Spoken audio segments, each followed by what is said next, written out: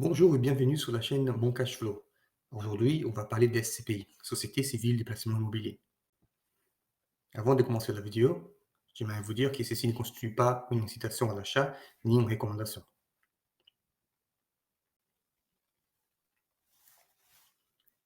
Qui n'a jamais rêvé d'investir dans l'immobilier? Qui n'a jamais regardé comment faire pour investir dans l'immobilier, acheter un studio, louer cet studio en ville et faire fructifier votre argent pour profiter plus de la vie? Je pense qu'on a tous essayé. Après, c'est juste que c'est pas aussi simple que ça. Il faut faire des recherches, il faut voir différents sites, il faut aller voir les agences, il faut calculer la rentabilité, il faut faire des visites, il faut négocier les prix. Donc tout ça, c'est pas évident. Ensuite, une fois qu'on a trouvé les biens et qu'on a acheté les biens, il faut gérer ces biens aussi.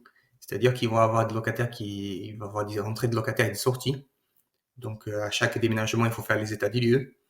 Il va y avoir aussi des problèmes, il va y avoir des réparations. Il va y avoir aussi des impôts, des charges à payer. Et donc tout ça, vous allez devoir vous en occuper. Donc maintenant, vous allez voir qu'il y a une façon beaucoup plus simple d'investir dans l'immobilier avec des SCPI. Donc qu'est-ce que c'est une SCPI? C'est une société civile de placement immobilier. Donc dans cette société, il va y avoir une société de gestion.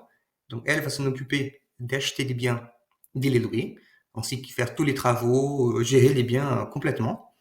Et vous pouvez acheter des parts de cette société et donc vous devenez propriétaire des SCPI. Comment ça fonctionne la SCPI? Il y a différents acteurs dans une SCPI. Donc déjà, il y a la société de gestion, comme je disais, c'est elle qui va faire les investissements, gérer les locataires et faire les travaux. Il y a aussi les conseils de surveillance. Donc c'est un conseil qui est formé par des associés de la SCPI. Donc vous allez lire, je pense, 7 à 12 personnes pour pouvoir participer de ces conseils de surveillance.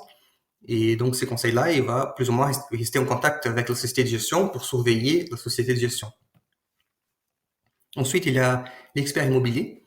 L'expert immobilier, c'est quelqu'un agréé par l'AMF, c'est quelqu'un d'externe qui va évaluer les prix des biens. Comme ça, la SCPI va pouvoir déterminer les prix de la part en connaissant les prix des biens. Il y a aussi les commissaires aux comptes. Donc, le commissaire aux comptes va certifier les comptes de la SCPI. Donc, ça, c'est quelqu'un d'externe aussi qui va regarder les comptes de la société de gestion.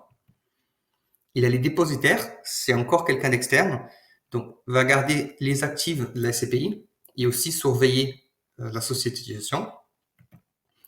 Et tout ça, vous allez pouvoir participer tous les ans à une assemblée générale où vous allez voter les différents points de la SCPI. Et vous allez regarder aussi tout ce que la société de gestion a fait.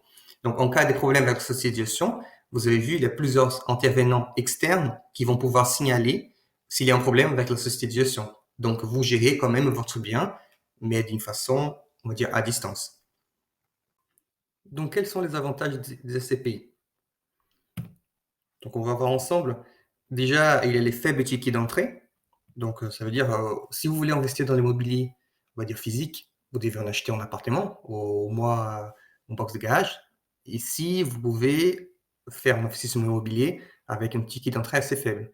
Donc, autour de 2 000 euros si vous achetez des parts en direct, et c'est 500 euros si vous commencez à faire de la SCPI en assurance vie. La diversification. Donc en fait, une SCPI, elle va avoir des dizaines, voire des centaines de locataires. Donc c'est bien différent si vous achetez un seul studio, par exemple. Donc si en cas de vacances locatives, c'est-à-dire que le locataire il part, autre part, bah, vous avez beaucoup moins d'impact si vous avez plusieurs locataires que si vous en avez un seul. Donc une SCPI, comme elle a des dizaines, des centaines de locataires, vous avez moins d'impact par rapport à ça. Liquidité. Même si la SCPI, c'est pas les choses les plus liquides du marché, mais ça reste beaucoup plus liquide qu'un bien immobilier. C'est beaucoup plus simple à vendre. Vous pouvez rentrer sur le site SCPI avec quelques clics, vendre votre investissement. Aussi, même si vous n'allez pas recevoir l'argent tout de suite, ça prend un petit délai, mais ça ne va pas prendre 6 mois comme si vous mettez en vente un appartement, et des fois, ça prend du temps pour le vendre. Et donc, vous avez aussi une grosse avantage, c'est que vous pouvez vendre une partie, vous pouvez vendre quelque part de votre SCPI. Chose que vous ne pouvez pas faire avec un investissement dans dans l'immobilier physique. Vous ne pouvez pas vendre juste les garages, juste la cuisine, quoi. D'autres avantages SCPI, donc c'est la gestion facile.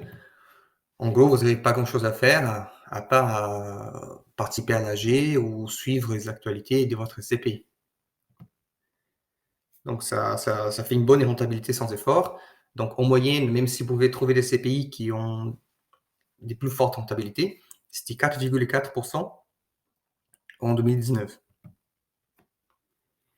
Ensuite, comment investir? Donc vous avez deux façons d'investir globalement, soit en assurance vie, donc achat vie les unités des comptes de l'assurance vie. Donc vous ouvrez un compte, une assurance vie qui possède des CPI dans l'assurance vie et vous pouvez acheter des parts de CPI. Sinon, aussi en direct. Donc voilà, achat directement des parts des CPI. Donc soit vous pouvez contacter directement la SCPI via leur site, ou sinon utiliser votre banque ou un gestionnaire de patrimoine. Même si je vous conseille d'utiliser plutôt un gestionnaire de patrimoine ou contacter directement la SCPI, car globalement, les banques, ils veulent vendre souvent leur SCPI qui sont pas forcément les meilleurs SCPI du marché. Donc l'autre gros avantage et qui est très bien pour investir, c'est que vous pouvez souscrire en prêt immobilier pour l'achat des parts des CPI. Donc vous pouvez faire l'effet de levier, c'est-à-dire vous n'avez pas forcément l'argent, c'est la banque qui vous prête l'argent et vous en achetez des parts des CPI.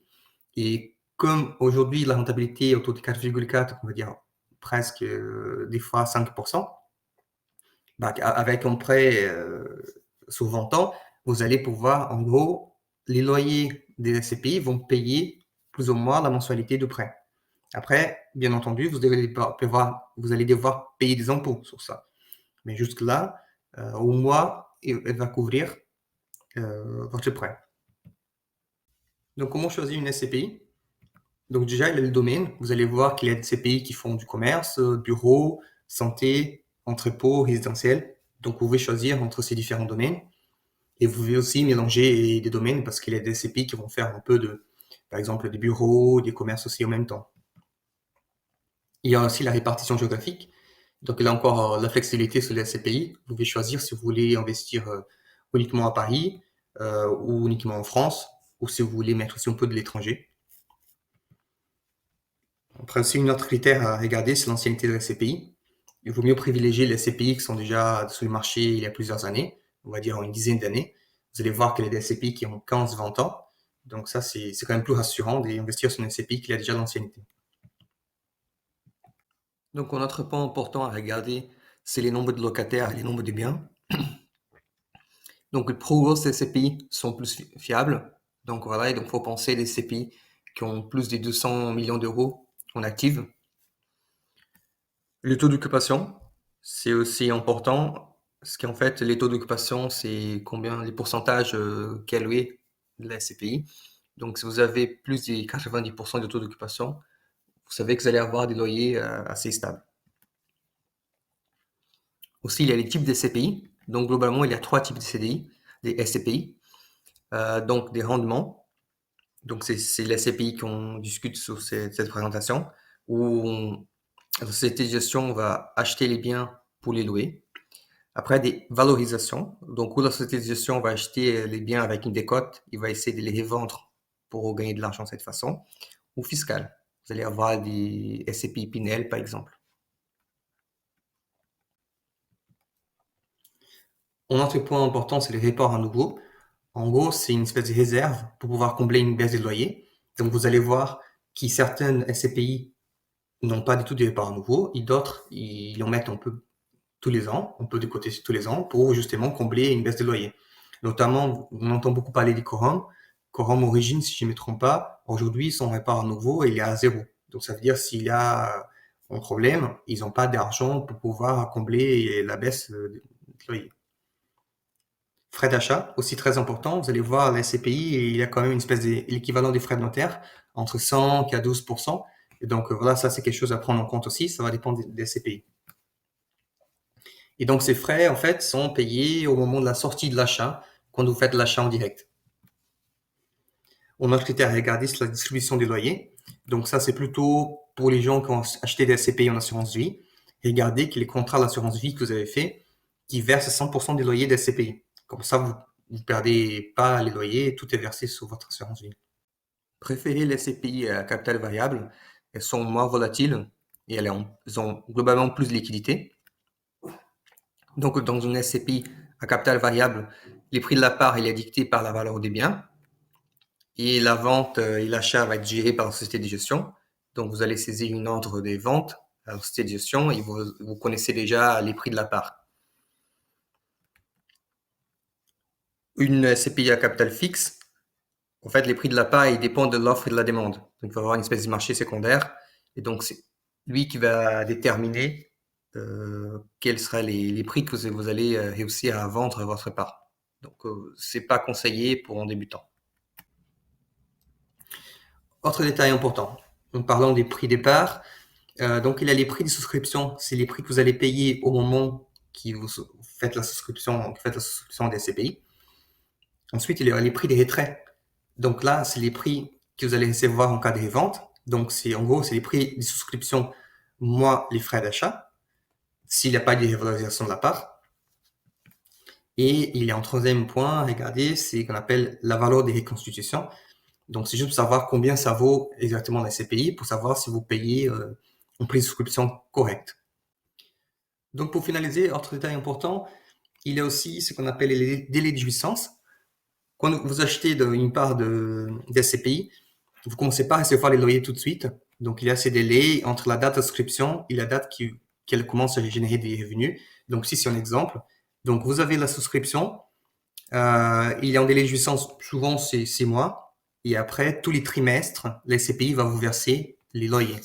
Donc, notamment, si vous avez une délai de jouissance ici, que ça se finit avant qu'on puisse faire un trimestre complet, les premiers trimestres vont verser des loyers équivalents au temps que vous avez eu les parts.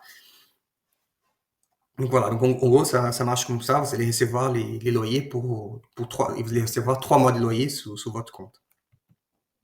Donc, quels sont les risques liés à la SCPI? Donc, ça reste un investissement lié à l'immobilier. Donc, vous avez les mêmes risques, des baisses des prix, perte de locataires, prix de la part.